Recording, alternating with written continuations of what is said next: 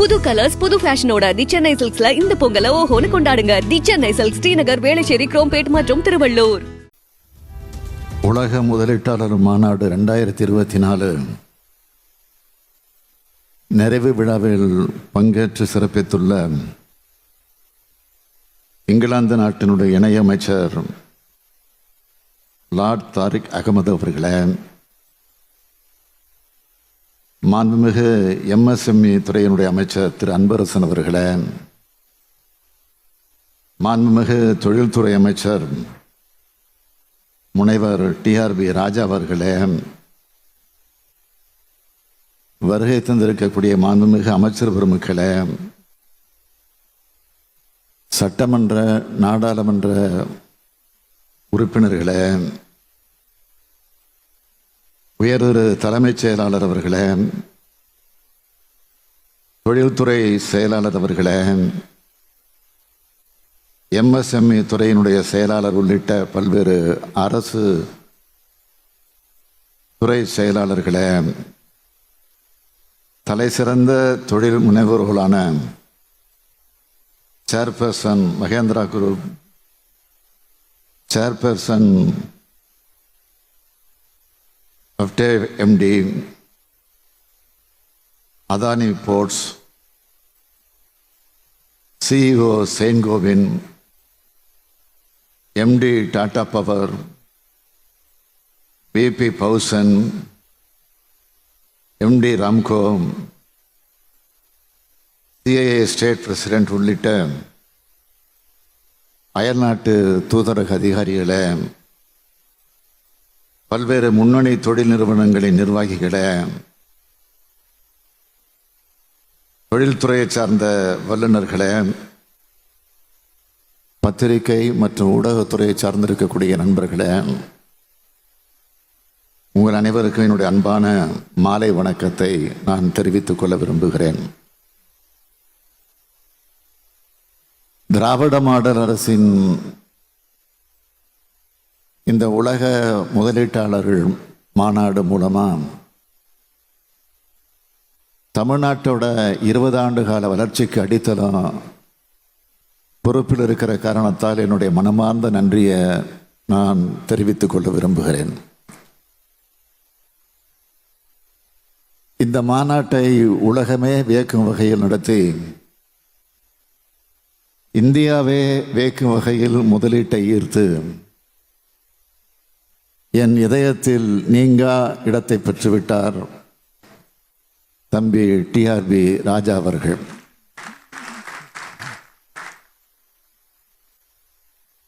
தொழில்துறை அமைச்சர் பொறுப்பை ஏற்றுக்கொண்ட குறுகிய காலத்திலேயே இமாலய சாதனை செய்திருக்கும் அமைச்சர் TRB ராஜாவை நான் பாராட்டுகிறேன். இவ்விழாவில் கண்ணும் கருத்துமாய் இருந்த தலைமைச் செயலாளர் உள்ளிட்ட அனைத்து அரசு அலுவலர்களுக்கும் எனது பாராட்டையும் நன்றியும் தெரிவித்துக் கொள்கிறேன். நாங்கள் ஆட்சி பொறுப்புக்கு வந்த பிறகு முதலீட்டாளர்களின் முதல் முகவரி தமிழ்நாடு என்ற பெயரில் நடத்தப்பட்ட முதலீட்டாளர்கள் மாநாடுகள் மூலமாக 1,90,803 கோடி ரூபாய்க்கான முதலீடுகள் ஈர்க்கப்பட்டு 2,80,600 பேருக்கு வேலை வாய்ப்புகள் ஏற்பட்டுச்சு.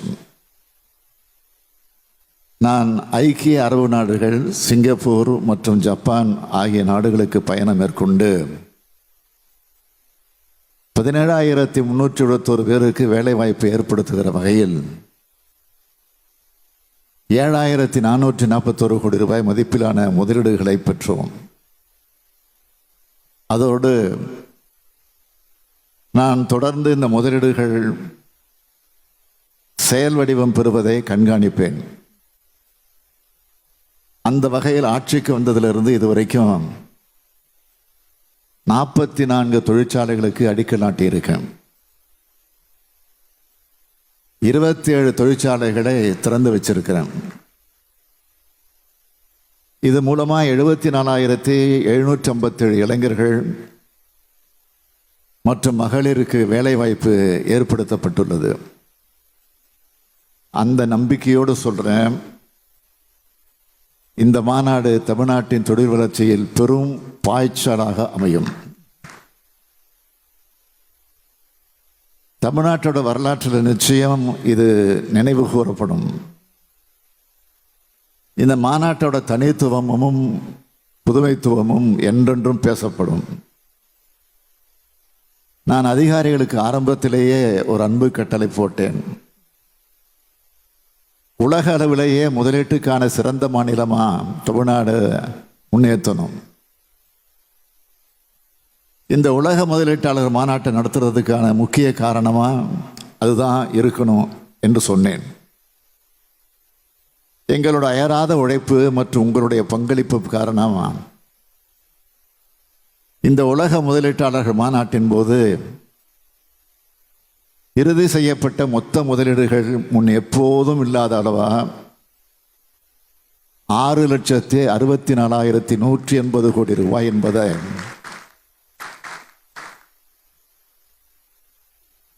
இந்தியாவே உற்று நோக்கும் இந்த அவையில் பெரும் மகிழ்ச்சியோடு அறிவிக்கிறோம்.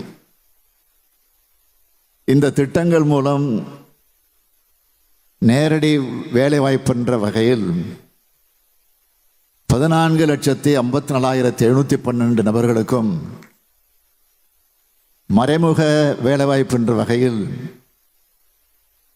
12,35,945 நபர்களுக்கும் என மொத்தம் 26,90,657 வேலைவாய்ப்புகள் உருவாக்கப்படும்.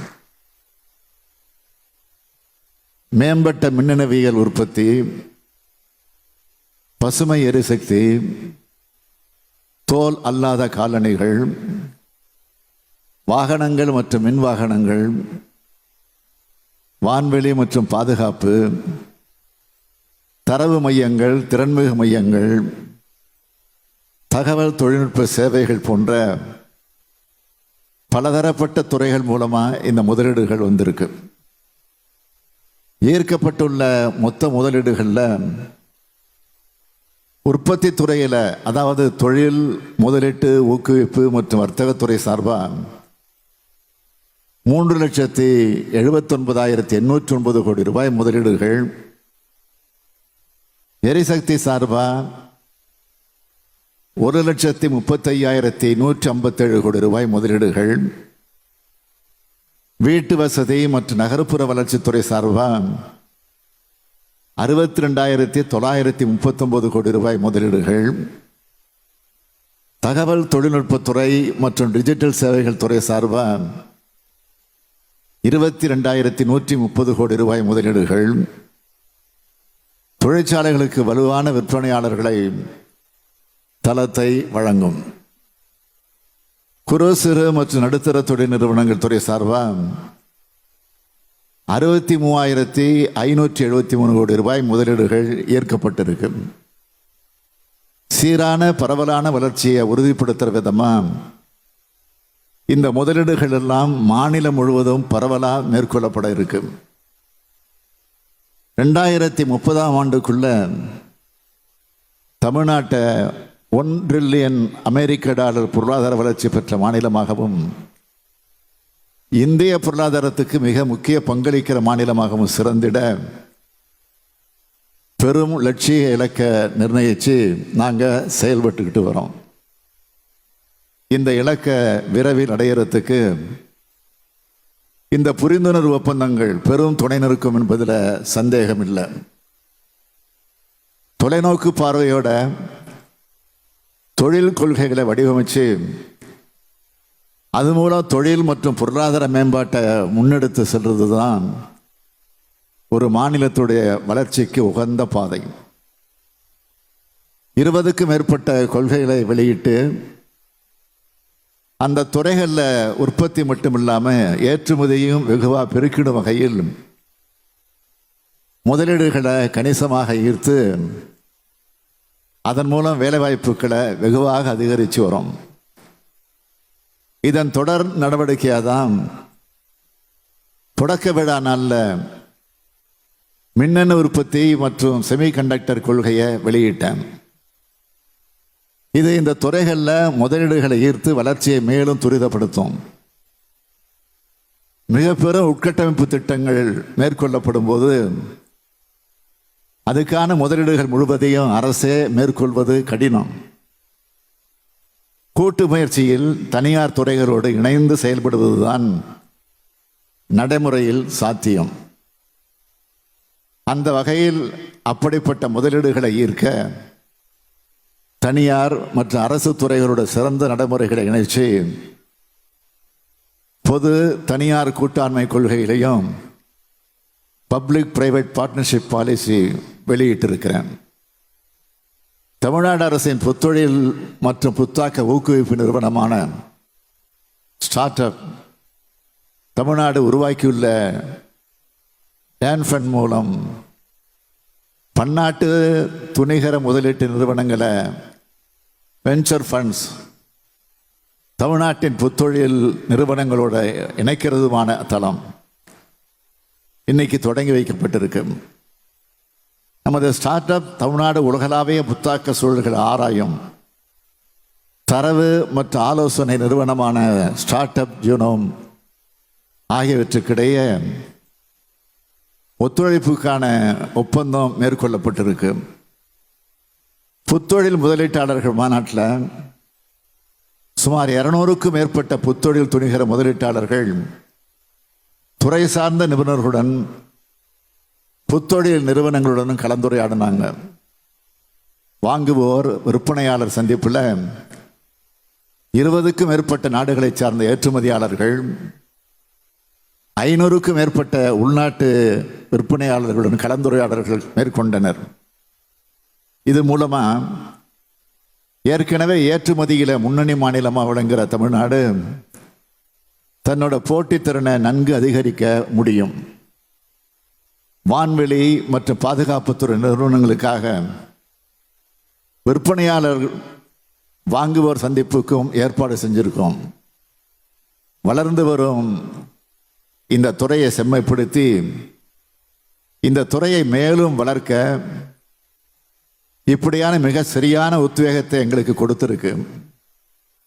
இந்த நிகழ்ச்சியோட மற்றொரு சிறப்பம்சமா 9 பங்காளர் நாடுகள் பன்னாட்டு அரங்கு அமைச்சு இந்த மாநிலத்தோட தங்களின் ஆழமான மற்றும் நீண்டகால ஈடுபாட்டை வெளிப்படுத்தினாங்க. சிறப்பு அரங்குகள் மூலம் தமிழ்நாட்டின் தொழில் வலிமை மற்றும் பன்முகத்தன்மையை பல்வேறு அரசு நிறுவனங்கள் வெளிப்படுத்தி இருக்கு. இந்த மாபெரும் நிகழ்வின் போது நடைபெற்ற வேறு சில முக்கிய நிகழ்வுகளையும் இங்கே குறிப்பிட விரும்புகிறேன். திட்டங்களுக்கான தொடக்க விழாக்கள் மற்றும் அடிக்கல் நாட்டு விழா, துறை மற்றும் நாடுகளுக்கான அரங்குகள், புத்தொழிலுக்கான களங்கள், பல்வேறு தலைப்பிலான கலந்துரையாடல்கள், அனுபவங்கள் பகிரும் சந்திப்புகள், கண்கவர் கலை நிகழ்ச்சிகள் ஆகியவை நடந்திருக்கு. இவையெல்லாம் எனக்கு மிகுந்த மகிழ்ச்சியை அளிச்சிருக்கு. இவையெல்லாம் ஆக்கப்பூர்வமாக நடந்திருக்கு. மாநிலத்தில் உள்ள கல்லூரிகள் மூலமும் நான் முதல்வன் திட்டம் மூலமும் மாணவர்கள் அதிக அளவில் இந்த மாநாட்டில் பங்கேற்று பயனடைய வாய்ப்பளிக்கப்பட்டிருக்கு.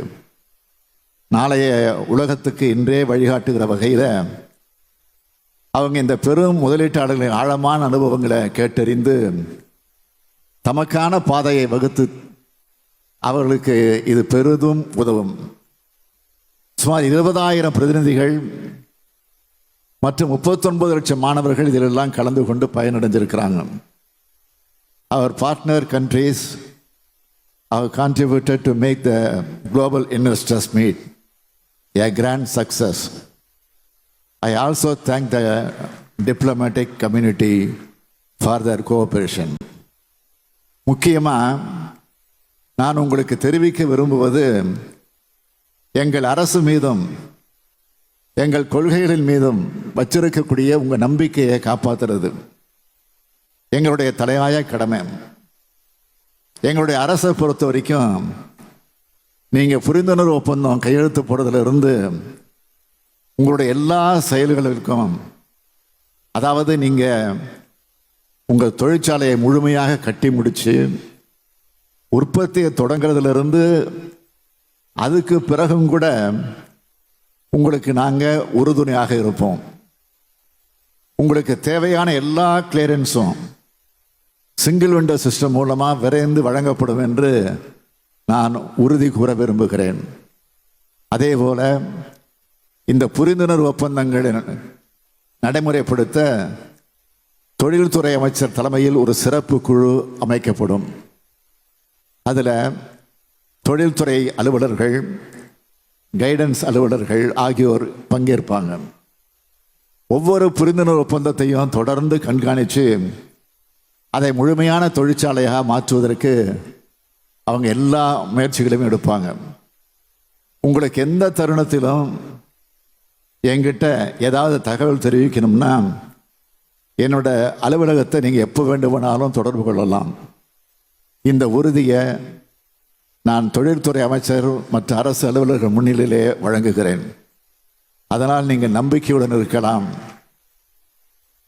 நிறைவாக இந்த மாநாட்டில் முதலீடுகளை மேற்கொண்டுள்ள எல்லோருக்கும் மீண்டும் மீண்டும் என்னுடைய மனமார்ந்த நன்றியை தெரிவிக்கிறேன்.